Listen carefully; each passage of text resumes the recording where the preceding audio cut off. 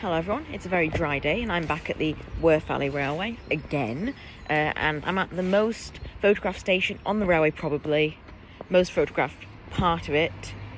It's the footbridge. Everyone gets the photo from the top of this footbridge down to the station.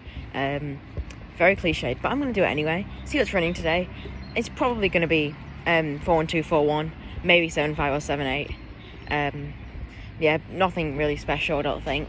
Should be here in a few minutes. Don't know why I'm walking down the footbridge, just so I can say that it is the 1 year anniversary of my channel. I posted my first video 1 year today, so happy birthday Albert Railway channel, and yeah, enjoy the video of the train going under the footbridge.